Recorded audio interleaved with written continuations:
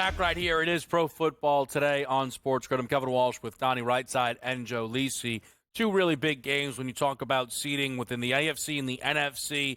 Tonight, we have a Sunday nighter that'll impact the NFC race with the Packers and the Seahawks. We'll get there in a second, but I want to get your guys' thoughts on the game between the Colts and the Broncos here. And I'll go to you first, Lisi. Denver booked as a 4.5-point favorite. Both teams coming off of their very late season bye week here. What are your expectations? I think the Colts are live in terms of this matchup. Again, they're coming out of a bye, but again, last game they played, they beat New England by 1 point. Jonathan Taylor and the rushing attack got going, 96 yards on the ground a couple of weeks ago. I think they're going to need Jonathan Taylor to step up, and then that could open up the play-action attack for Anthony Richardson. But I still feel they're live here. Again, I know Bo Nix has stepped up. I know Denver's 4-2 at home, and Sean Payton has done a fantastic job with this team. I just believe in the Colts. The line suggested as well. We saw 4.5s for much of the week, now down to 3.5. I like them on the money line. I really do. I think the Colts find a way to potentially win this game. Took them plus 186 to pull this game out, Donnie. I think they find a way offensively running the football. Late September and early October, you saw two games that the Denver Broncos played at the Buccaneers and at the Jets. 26-7 victory, Jets 10-9. There were dogs in both of those games. But after that, the reason I bring this up is they've actually beaten who they're supposed to beat routinely here. You take a look at the Raiders game, they beat them. They lost to the Chargers, which is a tough one, but then continue on at the Saints. You're supposed to beat them, you do. The Panthers, you beat them. At the Ravens, at the Chiefs. You lost both of those games. Probably weren't supposed to win that. Then you counter with the Falcons, Raiders, and Browns, probably who you were supposed to beat in those three games. They've done that. So now we line up in a game against the Colts today, who they're supposed to beat. Usually we get caught up and say, hey, show me something out here, which I love to do. Like, you can win 9 games, or they got to win that 10th in a row to show me something. They've shown me, specifically at home, if they need to beat a team that they're supposed to beat, they have the capabilities to beat that team, and I think they do it. Now, rested Jonathan Taylor, rested up Anthony Richardson, getting a wide receiver back, is that going to make it tougher? Yes. But why am I going to be doubting the Denver Broncos now in a game they're favored as if they can't beat them and it's a rookie quarterback and they're trying to learn how to win? No, they've been winning all along. I trust them. I think they win and cover this game, Joe. I do. You know, you look at the stretch for Indianapolis and 2 of those last 3 wins by exactly 1 point. It doesn't necessarily inspire a world of confidence when we're trying to figure, things are going great right now. And they're a gutsy call by Shane Steichen to come back against the Jets. It's worked out well enough for them, but it's certainly not a team I think everybody comes back against the Jets. Like, what happened? I don't That's know. another thing. Yeah. My goodness. Well, you fired your head coach and put a significantly worse coach in charge. When are you going to look at him, though? Yeah, that's a good It was a point defensive there. wizard, though, Olbrich. Yeah. He was actually the one calling the plays. Thanks, bro. Talk to me on Packers Seahawks, man. It's a great one here tonight with the Sunday nighter. A Seattle team who I think changed the conversation a little bit with that win over Arizona. Now, the Rams have won 2 straight games, both as an underdog, so it's going to be a race no matter what. But Seattle, it was kind of one of those spots, and we joked a little bit on the desk last week. Don, I was saying, like, I like both sides. I like the total. The game was kind of spinning me around because part of it was, well, obviously Arizona's going to get back after they just lost to them in Seattle. I thought that was the most impressive result the Seahawks have put forward in this little run since their bye week now. Is it enough? Is it impressive enough for you to think they can take out Green Bay? Yes, I do, and I like them tonight here. You're talking about a short dog price at home, one of the best home field environments in football with a team playing really good football. And also, understand this. Let's take a look and say to ourselves, all right, Seattle, what have you been doing well? What do we usually lean on? Well, it's always going to be DK Metcalf and Kenneth Walker III. Jackson Smith and Jigba has been really good as of late, stepping up to say, you know what, I can play that Batman Robin type role. And also, where's the running game going to be? Zach Charbonnet, fantastic the past 2 weeks. 3 combined touchdowns. I do think they have enough juice in the tank. And maybe this is the game we look at, Joe, for me, from a Packers perspective. We go, ooh, those turnovers start to come up now for Jordan Love once again. I love the environment, love the fact they're home dogs, and I'm going to take them tonight in Seattle. They're hot.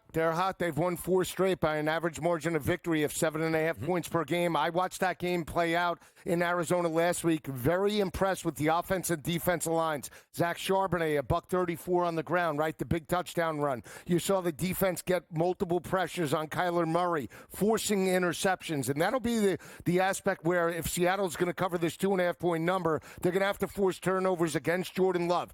I think it's a tough ask, though. I think Green Bay is more complete, back-to-back road games. They did have a sort of a mini bye here, but I still believe Green Bay is the more complete offense. Going on the road, look for Josh Jacobs to run the football, but I think it's a breakout performance by Jordan Love, Kev. I altered him as high as 275.3 today. I think it's the passing attack. Let's not forget they put up 31 points without Jaden Reed getting involved in terms of that offense last week against Detroit. I think they break you out. I do love the over, though. 46.5, 47, to me, way too light. I think we can get into the 50s. Yeah, I think it's a very tricky game when you try and look at the side. You have a very banged-up secondary for Green Bay and Javon Bullard and Jair Alexander, both that will be out for this game.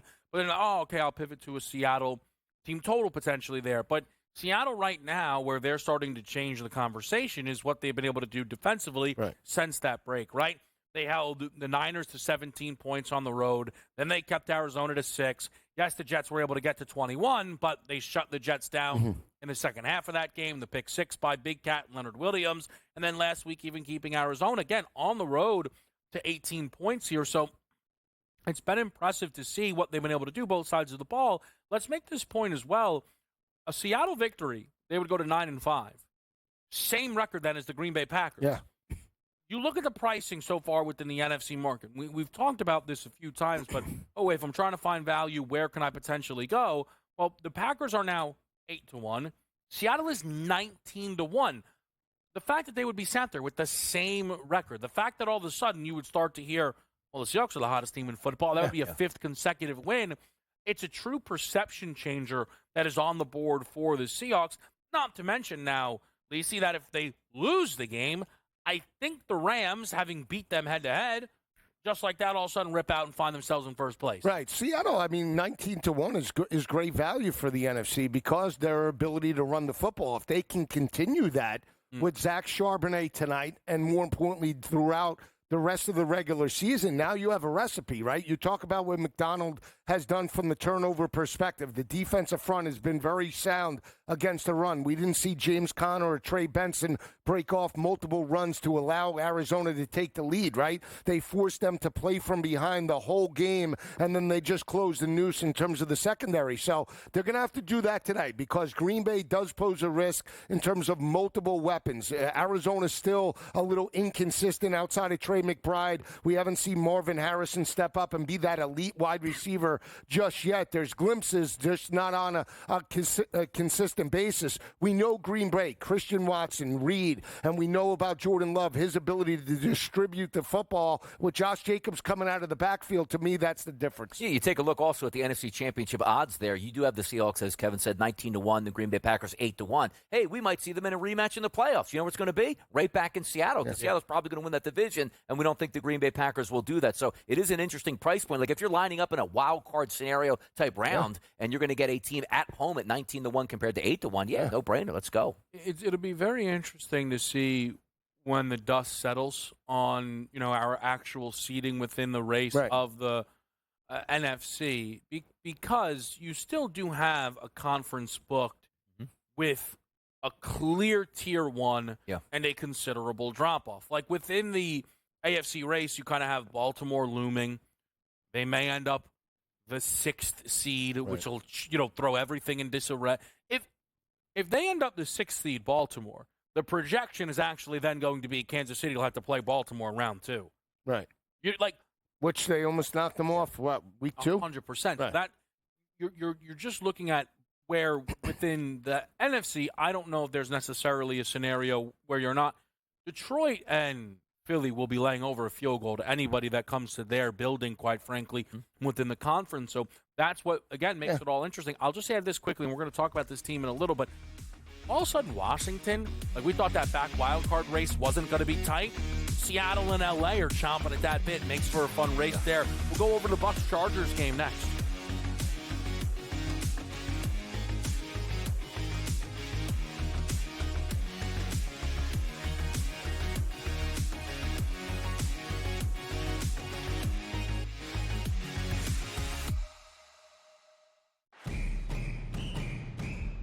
I'm actually not even on a side today. Yeah.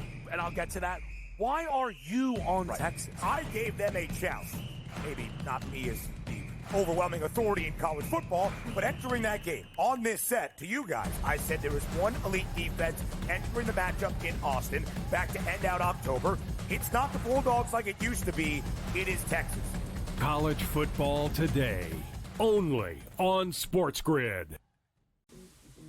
Right here with you on Pro Football Today on SportsGrid. Odds in motion, trying to see what lines have moved throughout the week. Never felt more comfortable in this set than I do for this year. I'm ready. I'm just getting angry. The hot takes are going to be here all long, people. You don't want them to go 13-0 and then lose the first round of the playoffs. Red. This is their last shot. They don't really have anywhere else to go yet.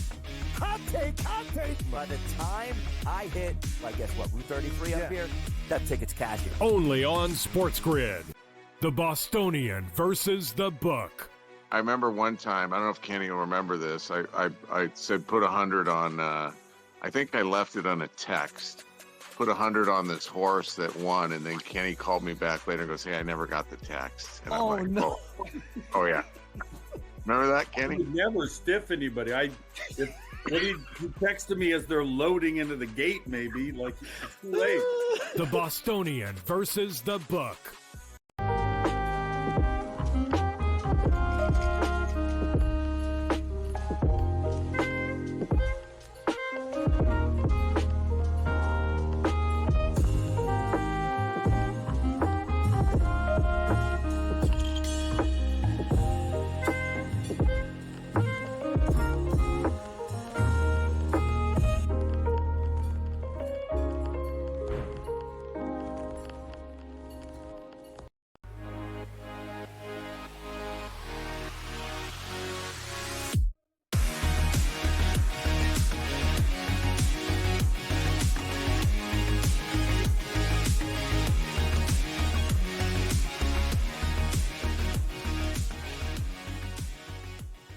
Back with you right here. It is Pro Football Today. Kevin Walsh, DRS, Joe's Lisi.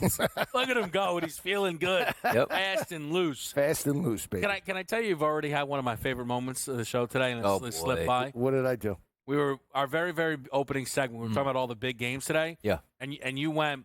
You got Jets Jaguars. Yeah, In terms of the I know. I saw him laugh.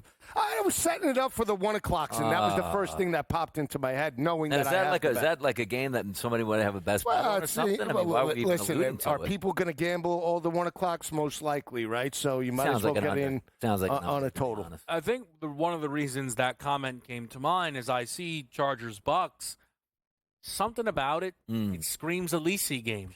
Yet it feels to me not one of your favorite games on our slate today. It's not. I think we can get points in regards to this matchup, and I do lean to Tampa Bay because I feel now they're a little bit hot. They are at the top of the NFC South. They've won 3 straight by an average margin of victory of 13.2 points per game. Struggled a little bit with Las Vegas last week as a 6.5-point favorite. Pull away. Baker throws for 295. They win it by 15 points. Again, what are you going to get out of the rushing attack on the road against a very good, in my opinion, L.A. Charger defense that has stepped up in recent weeks? They went toe-to-toe with Kansas City, held Pat Mahomes in check, couldn't close it out on the road. Now they come back home. They're banged up from an offensive perspective. Ladd McConkey, Disley. What does that do to the passing attack? But we're sitting at 45.5, 46 for a total, Donnie. I do feel Tampa pushes tempo. I like Tampa Bay in the game, but I feel we open it up. Herbert and Mayfield maybe 600, 650 today. Yeah, you take a look at the ticket count here, basically is going in Tampa Bay's side, and you take a look at that line opened up at 3, now sitting at 3 still at most outlets at this point. The one thing that makes me nervous if you're backing Tampa Bay, they are littered on the injury report. Like every single player feels like they're injured, at least as a part of that limited practice. Will he practice on Friday? Mike Evans coming in this game. Sterling Shepard coming in banged up. Bucky Irving banged up coming into this game. He's actually supposed to play today, which I do think helps, which is interesting because the one thing I know about the Chargers, they will happily engage you in playing to an under. Oh, you want to run the football? Boy, we love to run the football too. And also, the concept that I like for Tampa Bay moving towards the playoffs is not so much I understand Baker Mayfield. If he has one drive to get it done, he can do it. He does have a tendency to turn the football over, but they can run the football now. Yeah. They really can do that. And I think if you have both of these teams line up in a perfect world where Ladd McConkey's banged up as well, and also, let's forget, Justin Herbert has like 16 injuries himself coming into this one, Joe. So I do see the need where you say it's a dome, we don't have to worry about the weather, it's 45.5 is a number. It can go over. But I think if we had a perfect world, both of these teams for me, Joe, would rather play to an under today. We'll see. It's tough. It's a tough catch. It is a tough one. The total beat me up a little bit on the Sunday nighter between L.A. and Kansas City. Part of that is the Chiefs' inability to play real football games where they're just like, no, let's just keep everything in a box and, like stop punting, whatever. I can't even – I hate that team. Who do you think wins, though, this game, Kev? Well, so I think you have what's very interesting, Donnie. For me, I feel Ladd McConkey is really important. Very important. Because the Bucs are as banged up as any defense. You go to SixScore.com, you can see the weaknesses that the Bucs defense has. But all of a sudden, if McConkey's not in this game, or say McConkey's limited in this game, the Chargers' pass catching room is abysmal. Correct. Yeah. And first of all, it started the year without a lot. McConkey's come on incredibly well. Might not be 100%. Will Dissly started to come on. He's not an option. Jalen Reagor's atrocious. Well, he's going to be out. Too, Josh Palmer's the only main weapon, really. Well, no, really the main weapon is, listen, I know you try and will things into existence. It worked with Jawan Jennings, is Quentin Johnston, but he can't be trusted because he's Quentin Johnston. He's got cinder blocks. That's what beats me up a little bit in a game like this where it's like, all right, perfect. Tampa secondary's banged up. Attack it. With what? You just get to a very odd spot in a game like this here. I also find Baker's play a little bit up and down now within those last two games. And the turnovers, 2 picks in consecutive games, that's where you can drop a game here. Right. So on the road, I would say, unless the books are, look, we still kind of have these debates of what is home field worth. I feel like the Bucs are getting a lot of respect with this being a flat 3, Donnie, considering all the injuries. No, they absolutely are, because you're looking and saying, okay, the Chargers are a decent football team. They're at home. It's 3. That's basically what home field advantage is. And also, you're not getting a completely healthy Bucs team. Like, you roll into this game with Godwin, Evans ready to go, all 3 running backs, and Baker playing great football, and say, okay, now it's a little bit different. I just think the tougher task is going to be how this game actually plays out, because as I do say, Joe, I think it plays more to an under, but that is a lot of respect. Anytime you're getting a quality football team at home and you're going on the road to play them and you're a field goal or less, that shows you're going to be in this ball game all the way through. Yeah, and the turnovers might lead to points, right? Short field. So if Baker is a little bit turnover prone, he threw 3 touchdowns to 2 interceptions last week. Maybe Herbert can capitalize. We saw them run the football effectively with Vidal and Gus Edwards in the second half against Kansas City. They made adjustments. Jim Harbaugh put his team in a position to pull the game out. They just couldn't do it.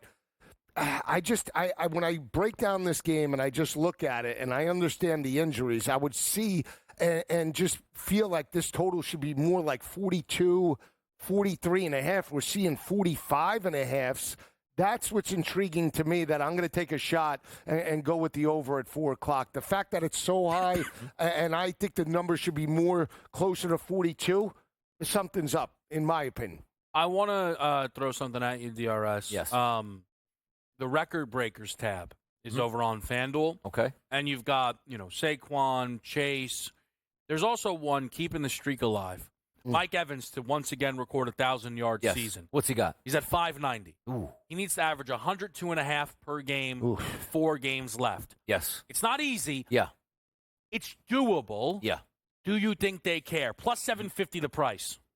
Not yet, where I would say, Kevin, you got to get on Mike Evans for this game because he needs to start climbing up. You start to look at because granted, he's a great wide receiver. He's probably going to end up with 60, 70, 80 yards in this game as is. But when we're starting to look at that number, I say yes because that means a lot. And Baker Mayfield is one of those guys that probably size him and goes, I'm going to do whatever it takes to get you the football. The question's going to be, are you doing whatever it takes when you just need to win football games to win the division? Like, if they're out of the playoffs, Mike Evans might get 16 targets away. If they're automatically in with 2 games to go, he's still going to play in that final game to get his 1,000. That's how important it is. All this winning is messed up. It's messed up, exactly. I mean, lose. If you're wide out, just lose. I want my A.J. yards. Brown's been calling Mike Evans for a week. Like, brother, you need to throw Baker Trade under me back the bus. to Tennessee right now. I need to get back there. We go over to Chiefs. Browns. Come on. Can I get this segment off? I don't want to do this.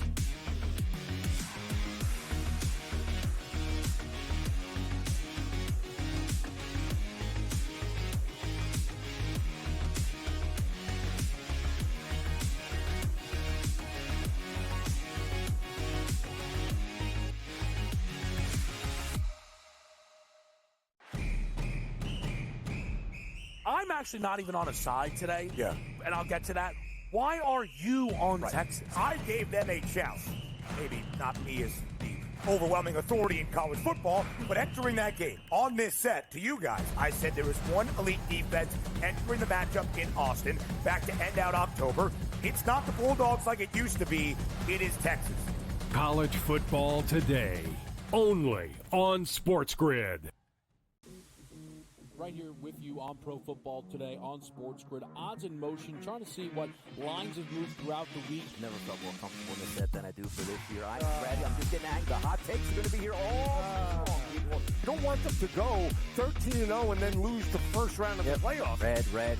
This is their last shot. They don't really have anywhere else to go yet. Hot take. By the time I hit, I guess what, Route 33 up here, that ticket's cashed. Only on SportsGrid. The Bostonian versus the Book. I remember one time, I don't know if Kenny will remember this. I said put 100 on, I think I left it on a text. Put 100 on this horse that won, and then Kenny called me back later and goes, "Hey, I never got the text." And I'm like, no. Oh yeah. Remember that, Kenny? I would never stiff anybody. He texted me as they're loading into the gate, maybe. Like, it's too late. The Bostonian versus the Book.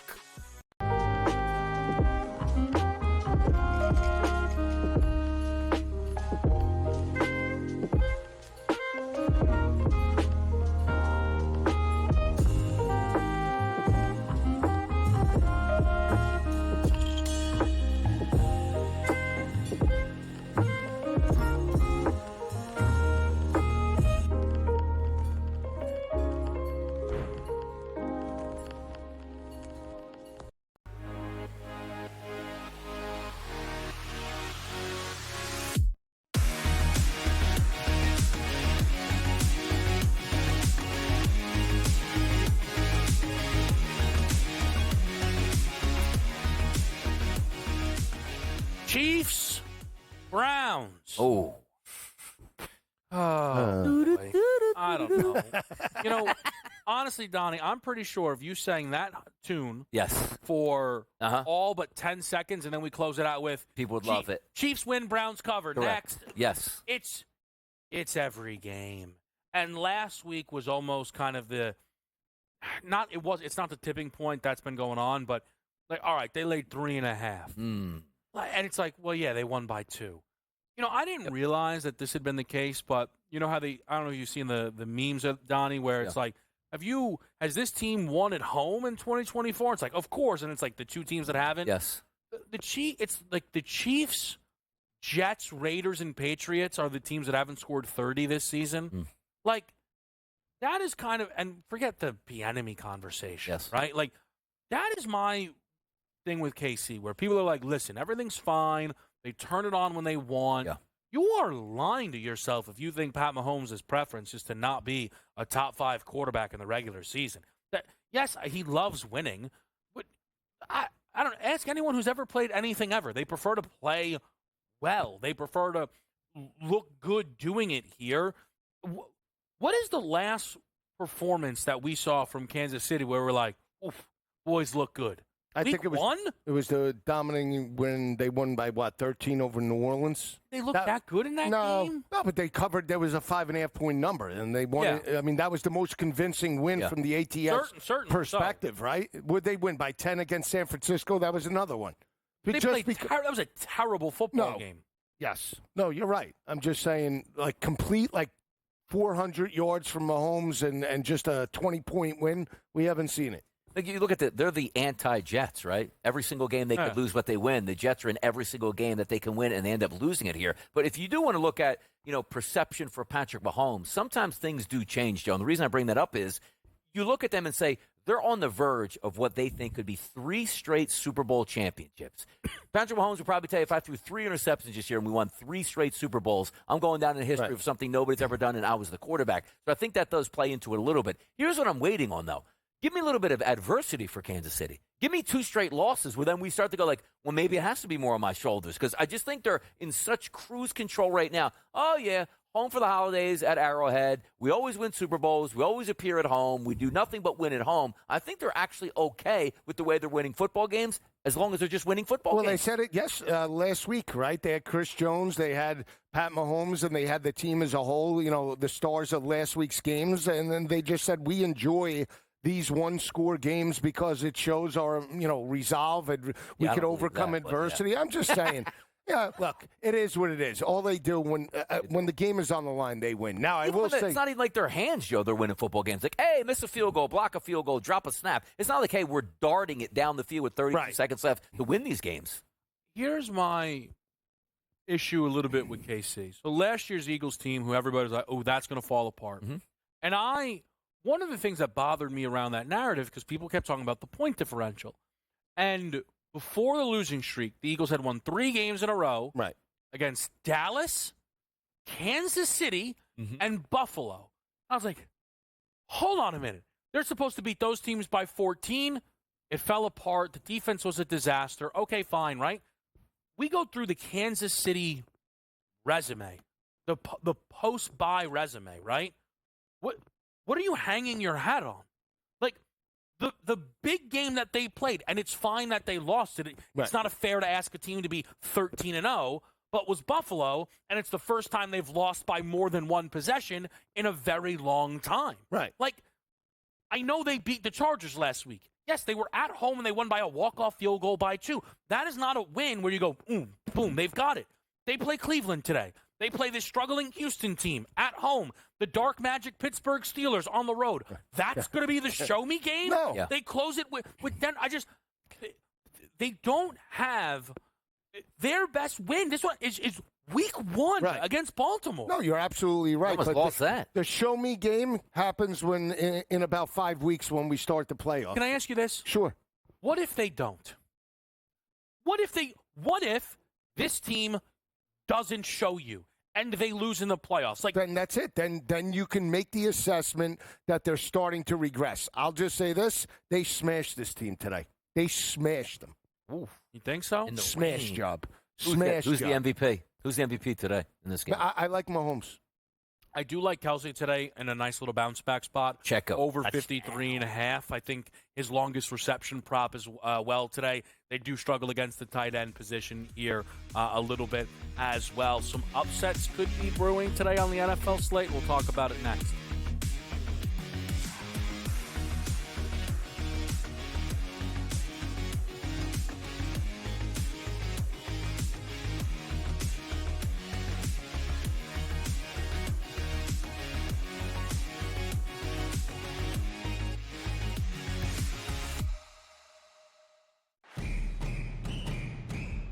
I'm actually not even on a side today. Yeah. And I'll get to that.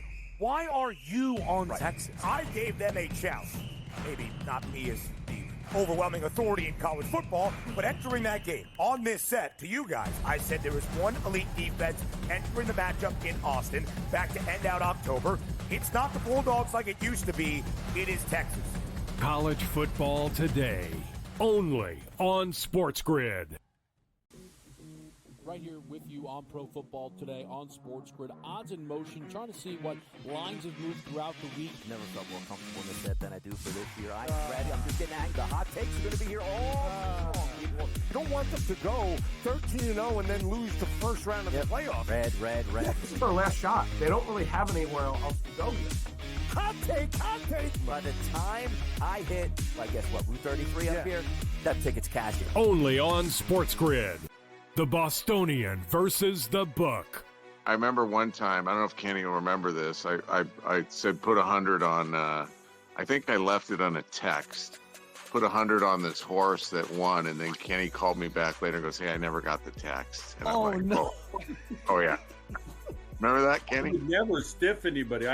He texted me as they're loading into the gate, maybe. Like, it's too late. The Bostonian versus the Book.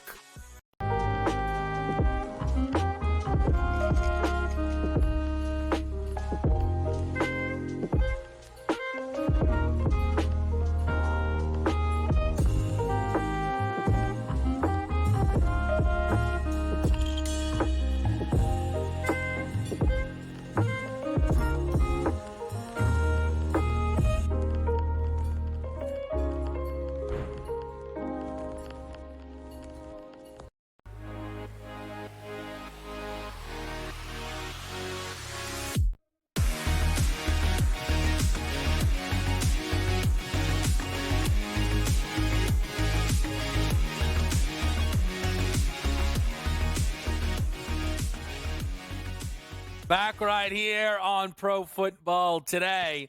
And we do have some big favorites on this slate, including a historic favorite. That would be your Baltimore Ravens. Oh, Showing up here in New Jersey, of all places, laying 16.5. The gall to be laying such a number on the road in the NFL.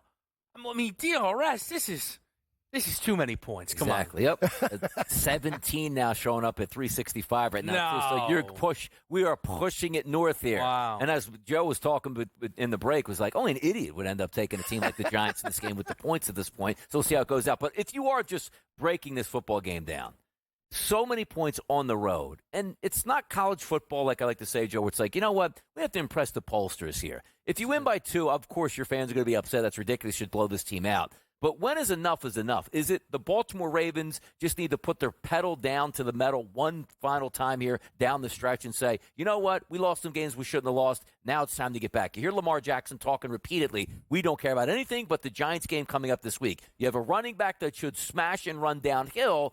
But how do you get up for a game like this on the road and say, we got to win by 3 touchdowns? Yeah, it's a tough ask, right? 17 and a half, depending upon, as we inch closer to game time. But you have a dead team in the New York Giants, 2-11 overall. They've lost 8 straight games, Kev. They're winless at home. Yeah. I liked them last week. And the reason why I liked them last week was, again, you had an interim coach with a team that was under 500. And the Giants, in terms of how I think they viewed it, is, hey, we can get a home win finally. They're not looking at this game today with Lamar Jackson and Derrick Henry, certainly that has a prop of over 100 yards in terms of this matchup, and say we're going to win this game. Now, I think maybe from the offensive perspective, Tommy Cutlets can maybe put up some points better than the 11 that they had last week with Drew Lock.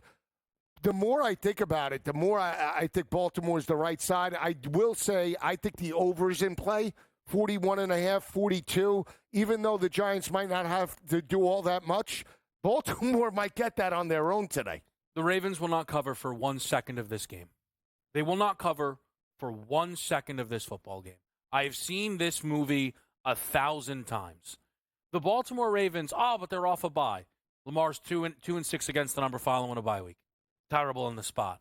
Lamar's a huge favorite. You know that he's going to – no, he's terrible against the number when he's laying over a touchdown. He's worse than Mahomes, to put that into perspective. Brian Dable has been almost unbeatable against the spread without Daniel Jones as his quarterback.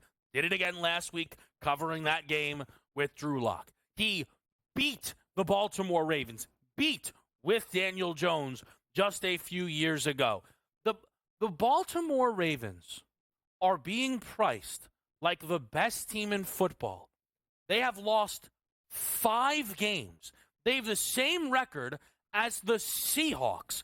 This is a preposterous number. There's nothing Baltimore has done to earn laying this type of number here against the New York Giants. No, you're right. They're 8-5. I get that. But what I do see is they're coming out of a bye week, right? They're fighting for playoff position, and they see a team that could be dead and buried. And, players love to put up numbers. You're telling me Derrick Henry's not licking his chops today potentially to get 200 yards on this defense? I mean, if you're back in New York, what do you feel comfortable with from a point perspective to say I have this? Is it 17? Is it 20? Because I think if the Giants do start to score, I think Baltimore just blows them out of the water. I think they could win this game by 30. I don't know.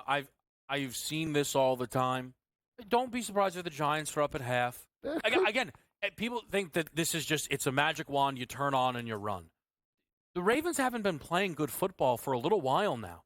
You look at their last month of football games. They should have lost to Cincinnati. They lost to Pittsburgh. They were down big to the Chargers, and they lost to the Philadelphia Eagles. All teams, obviously, universe is better than the Giants. This isn't 7.5. No, it's not 17. 10.5. 17. It's an NFL game. No, you're right.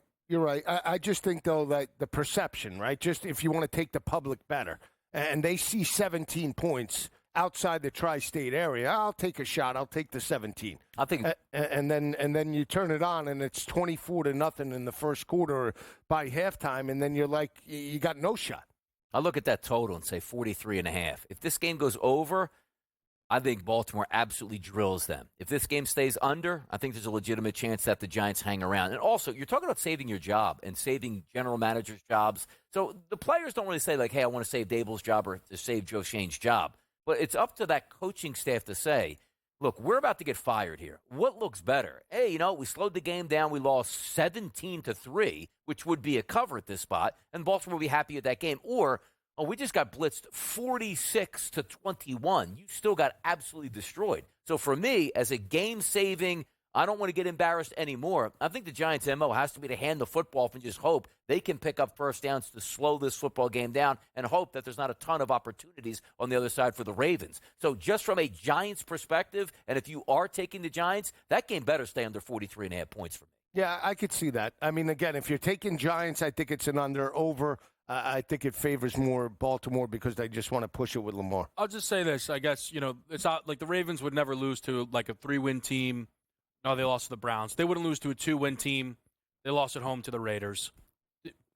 The Baltimore Ravens resume, I'll put it like this. This was a college football playoff. They ain't getting in. They ain't getting in. Commanders, Saints, Jake Haener. Apparently, Marshawn Lattimore got healthy just in time for this game here at DRS. You want an interception prop? Any juice in this one for you? Yeah, not too much juice for me other than Washington is supposed to win that game, and they need to win this football game. But New Orleans has shown a little bit of, we're going to fight you, we're going to play, we're going to resurrect, because that defense was on basically skid row for a long time, playing a little bit better now, and you're getting a Washington team understanding they're now in pressure mode. New Orleans not so much in pressure mode. Thing that's hard to gauge, as we say, is it's not as if Jaden Daniels coming in this game as a 6-year pro that's played 30, 40, 50 road starts at this point. There's still a younger side football team. That line opened up at 3.5, now jets to 7.5. And the question for me is, Derek Carr hasn't been a rock star, Joe, for New Orleans. No. So how much of a downgrade are we looking at? Because you might have my attention with Washington, 5.5, 6.5, but now we're seeing even some outlets up to -8 points. Yeah. And I say this again. One team I think is going to make the playoffs with Washington and needs to win this football game. New Orleans I don't think is going anywhere, but are we looking at 7.5 to 8 as a legitimate number? New Orleans can slow this football game down, and I'm not going to say win this game, but keep it within the number. I like New Orleans. If we're talking Giants or New Orleans in terms of home dog, which one do you like better with the points? I like the Saints. They're fighting for Darren Rizzi. He's done a pretty good job having his teams prepared. They did pull out that victory. Didn't get the cover against the New York Giants, but they found a way to pull it out. They didn't utilize Alvin Kamara last week.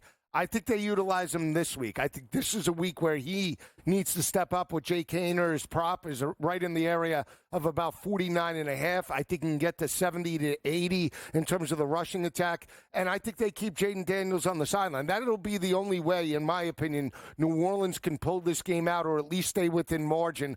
Favor the under, but I like the Saints with the points. That doesn't mean they lose Washington. I think they win, but don't get the cover. Yeah, I don't know. So it's Rattler versus Haener. I would say Rattler is better. Rattler had 12 quarters of starting football. In one of them, he was able to score 27 points. In the other 11, they combined for 18 points. And again, I think Haener would be less than, and I think there is no Chris Olave, right? Like there was some Chris Olave during the run for Spencer Rattler there. I expect this game to be a mess for New Orleans offensively, especially I think with Dan Quinn, who has still been able to get a little bit more week over week with this Washington defense, and now coming out of a bye week there. Marshawn Lattimore, if there is an interception prop, I don't hate it because he'll probably just do everything he can to make sure he can find himself an interception. Let's get to some party overs here. It's next with you on Pro Football Today.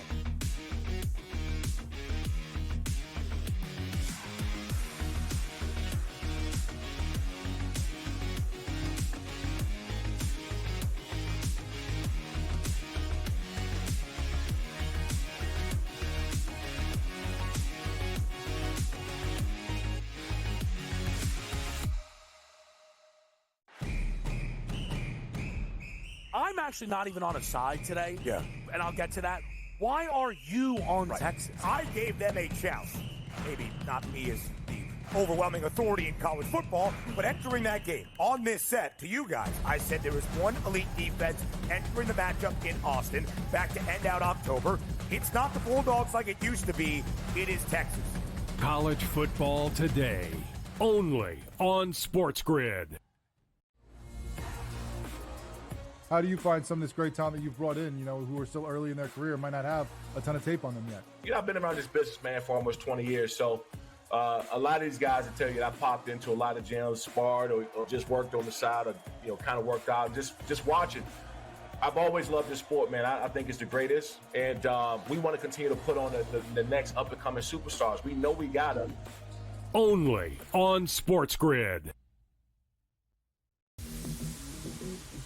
The NFL and college, they don't operate on the same timelines, right? UNLV's head coach just got, the Purdue job this morning, where I imagine, right, UNC probably needs to know from Bill. And let's say it's late December, and we see 7, 8 teams open, and none of them want Bill. Then Bill's got to make a decision. Does he want to be a college head coach? Pro football today, only on SportsGrid. The two guys that can do it all. Too much electricity this morning. This is a good time. We're having a lot of fun. I had to do a triple take. Ka-ching! Why? Because of parity. I didn't mean to offend. Yeah, it's not going to happen. Load management is a dirty word. Let him rip. You know what? Circumstances provide the results. What? How do you do this once? Oh, Donnie, you got such a good show there. A network that is booming. The Early Line, only on SportsGrid.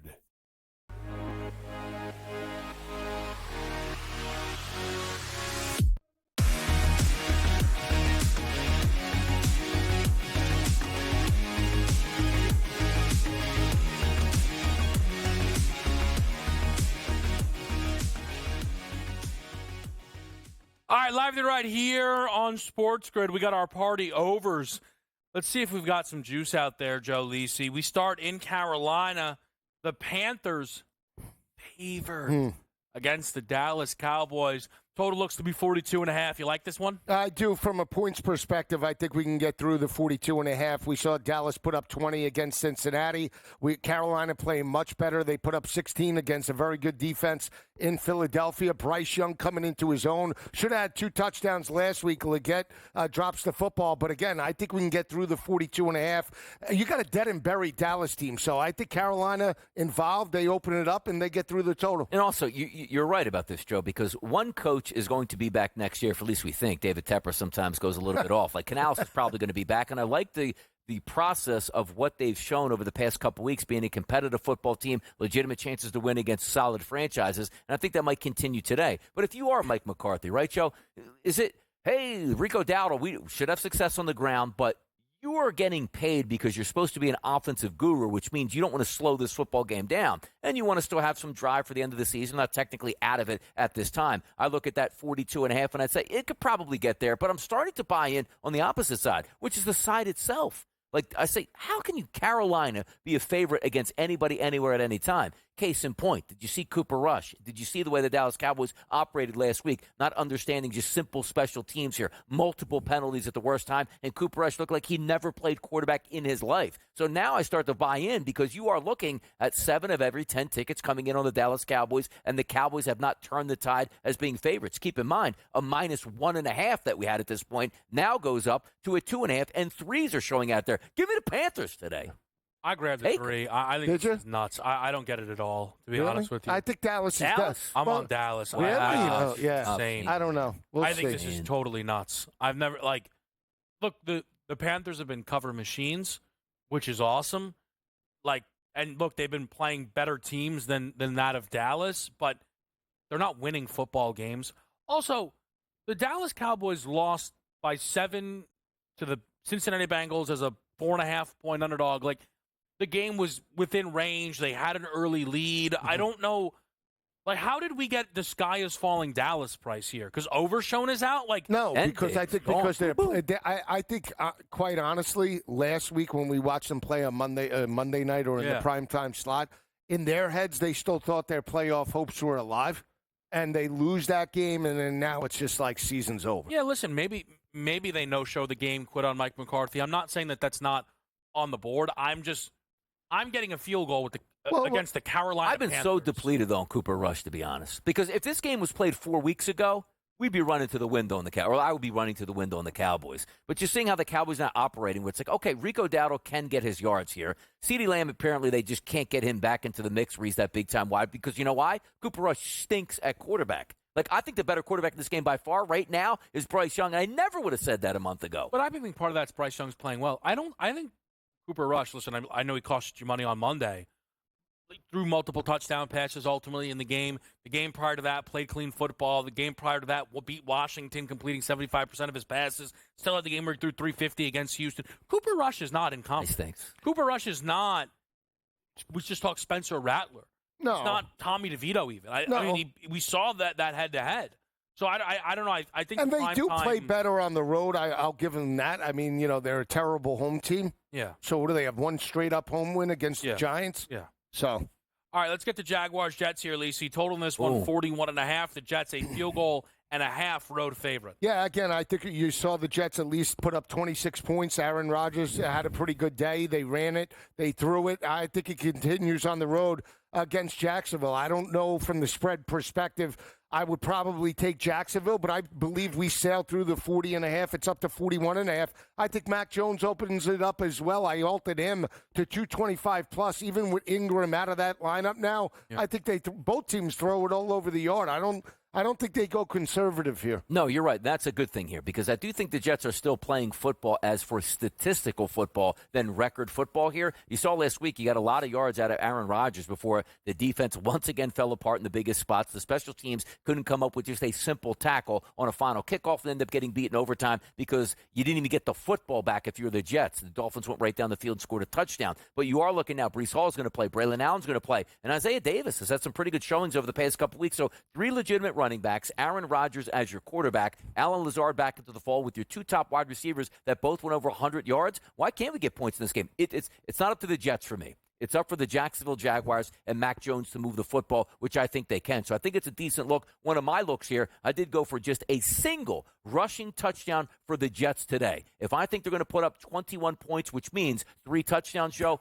one of those is coming on the ground. I took it at a decent price here, but I'm with you. It's a game that technically means nothing except for statistics, and players play for statistics. Yeah, that is very true. Titans-Bengals, you mean the statistics, Hall of Fame. Is this, I guess, Cincinnati team possibly? 46.5 here, Lisa. You trust in the Bengals laying this number? They might win, but I don't trust the 4.5. It scares me. I'd be inclined to take the Titans with that points. I like the under. I don't think we sail through this total. I think the just perception is that Joe Burrow, Jamar Chase are going to light it up for 400 yards, and we're going to see, a 31 to potentially 20 road win. I'd be very hesitant backing this total. From an in-game perspective, that's one thing. Not sure what you're going to get out of Will Levis. I think they run the football a little bit more to keep it, within margin. This is like 17-13, I think, unfortunately. Yeah, Pollard last week over 100 yards, and sell me something, 100 yards and a touchdown would have cashed in that parlay. And I said, my goodness, this is that 1 week I really want to take Pollard,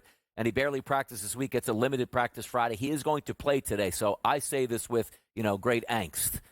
Halfway through my ride home, I see Pollard scores a touchdown. He's got 68 yards in the first half. I'm going to cry myself to sleep at this point. But I stayed off him altogether, and I just hope he doesn't have a big day because it's going to hurt me. How bad is the weather in this game? Not really bad at all. Not bad. No. This total is 4 points lower than the Dallas game. Yeah. I think last week you clipped it under in the Cincinnati game. Finally, I think you go right back to the over here in this one. Quickly, Arizona and New England. Kyler Murray against Drake May. It's a fun one to me. I think we see points, but I love Arizona in terms of the matchup. Drake May outgains Kyler Murray on the ground today in that one. How about that? Drake May's been good there, yes, all of a sudden. I don't know. Yes, maybe coming into his own for the New England Patriots. I don't think We'll get your Sunday morning crunch. That's coming up next right here on Pro Football Today.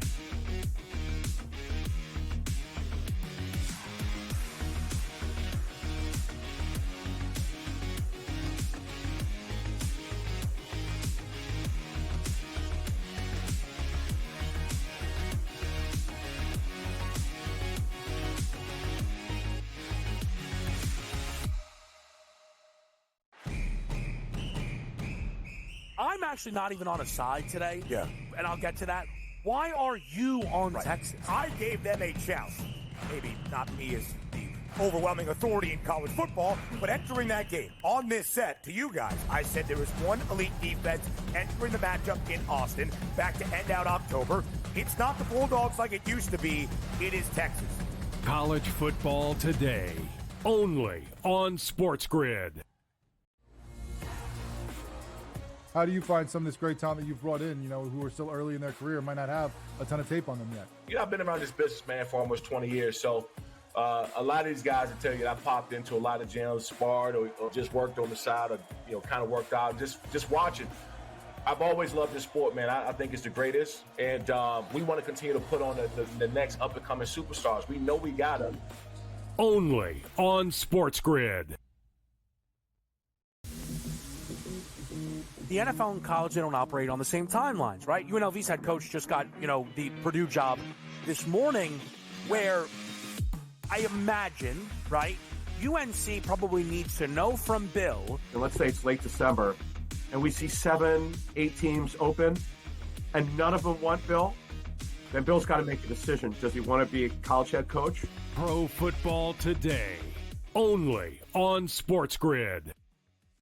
The two guys that can do it all. Too much electricity this morning. This is a good time. We're having a lot of fun. I had to do a triple take. Ka-ching! Why? Because of parity. I didn't mean to offend. Yeah, it's not going to happen. Load management is a dirty word. Let him rip. You know what? Circumstances provide the results. What? How do you do this once? Oh, Donnie, you've got such a good show there. A network that is booming. The Early Line, only on SportsGrid.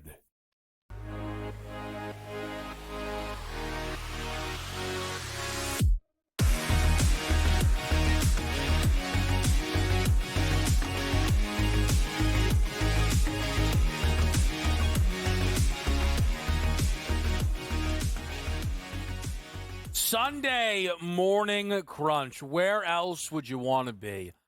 How did we do last week? Didn't we do well? I don't know. If I don't remember, it usually means we swept. Did we even work last week? I honestly, everything's a blur to me now. I think we did pretty well with the crunch. Yeah, we were hot. I've missed so many of these shows that did it even work this week? Honestly, it's a good point. True. Some are saying we were 9 for 9. We swept our best bets, though, didn't we? Yes. That was Yeah, that was nice. That was tasty. I had a chance at a show. I did go. I had a chance at a show sweep, but Kareem Hunt couldn't get show pretty sweep. What is that? The crunch, the anytime, everything. You hit it all. Yeah, and the sell me something too. And the sell me something. I like my sell me something today. Wow, Good. I'm excited about it. I got an Italian special today, Joe, on the menu for my special. Let me see. Braylon Allen, 80 plus on the ground. Is that? Am I right? Whoa. No. All right, I took a guess. All right, let's play that music here. It's time for the crunch.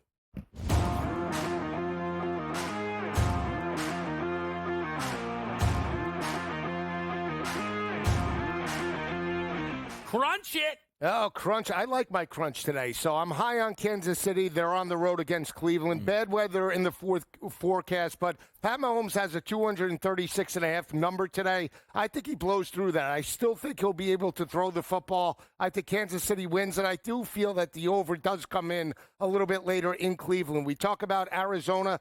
They have lost 3 straight right now. They have New England coming into their house. 6.5-point home favorites. James Conner last week, 90 yards on the ground. They rushed it for 5.3 yards per carry, but a lot of that was in garbage time when they trailed. They need to start this game running the football against New England. I love Conner through the 74.5 today. Think they picked up the victory, and he could go for 100+. And then the last one, Jonathan Taylor. They need the rushing attack. Indy does on the road against a very good defense in Denver. I think they could do it. I like them plus the points. Taylor breaks out with a huge performance today. By the way, the two, Jonathan Taylor, James Conner, like it. I think there's a legitimate chance they both get in the end zone as well. But I do love the handicap for Patrick Mahomes was really bad weather, over 235 blows through the... Well, here's the thing. I want everybody to know, bad weather in the forecast. He's coming off 206, but I still think he goes through the number today.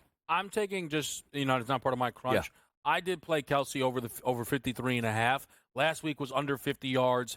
He did not hit 50 until the 4th game of the year, but since that point, 7 out of 10 games, hasn't missed it in consecutive games. Yeah. I think Kelsey does play well today. DRS, what do you like crunch-wise? Let's keep it simple here. The New York Jets on the road today. We do think, Joe and I think that we get some points in that game, which means Aaron Rodgers probably will open it up, which helps opening it up. Why? With a decent rushing attack. Anytime touchdown on the ground for the Jets. That doesn't mean I'm going to take Braylon Allen. Doesn't mean I'm going to take Aaron Rodgers. All of them. Or even a reverse. How about that? Can happen from a wide receiver. One rushing touchdown minus 135 for the Jets, which, by the way, 2 of the past 3 games, they have had a rushing touchdown. Number 2 here on my list, Adam Thielen, over 50.5 receiving yards. You saw him last week against the Philadelphia Eagles. And by the way, the number 1 defense in the NFL, Philadelphia Eagles. The last 3 games for him, he ramped up. His first game back, 3 for 57, then followed that with an 8 for 99 and a 9 for 102. Working in sync here with Bryce Young, I think he easily goes over the 50.5 yards. And then if we're taking a sort of correlation, I think Bryce Young also 200-plus passing yards in this game at a minus 130 price. So anything over 200 is going to cash that in. If we take a look at Bryce Young, 191 yards last week, but that was the number 1 defense. The previous 2 games with Adam Thielen back, 298 yards against the number 21 defense and 263 against the number 7 defense. Today, he's going up against a defense that theoretically is bottom 10 in the NFL. I think he goes over 200 yards today. I'm happy about my crunch. All right, the Jets rushing touchdown number out there, a classic if you've ever been on what do we got? Donnie's Twitter of, where'd you get that number? That's not out there. Yeah. As they reply to a screenshot of said wager. That's actually one of my favorite things. All right, let's go quarterback style here. Give me C.J. Stroud over 1.5 passing touchdowns. We've seen Miami allow a little bit more through the air than the ground this season. I also think if you're Houston, you hit the bye. You need your young QB to come out hot. Bobby Slowick's got to get Stroud rolling here if Houston's going to make noise in the postseason.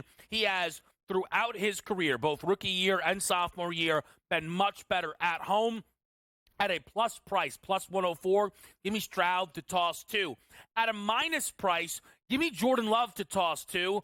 Because it's Jordan Love to toss 2, you got to be kidding me. Didn't do it last week. That's only the 4th time this season. It's only the 5th time it's happened in his last 22 games. All Jordan Love does is throw multiple touchdown passes. That good Seattle defense has allowed consecutive QBs to do just that. And give me Bo Nix over 15.5 rushing yards, trying to buy low on the lowest rushing total of his career. A Colts defense who has given up a ton on the ground to the quarterback position. We take a break, we come back, and we'll talk to Adam Kaplan about college and how it relates to the pros.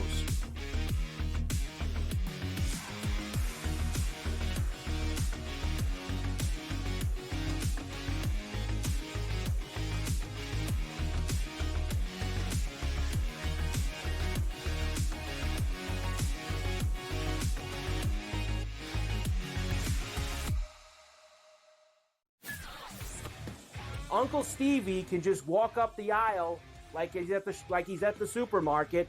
I'll get a starting pitcher here, I'll get a closer here, I'll get a first baseman here, and he'll just keep throwing things in the cart because there is no limit. Now he's gone, so they got to go get arms to make that team better. Because the bottom line was they were just outclassed by the Dodgers. Let's face it, they got their ass beat.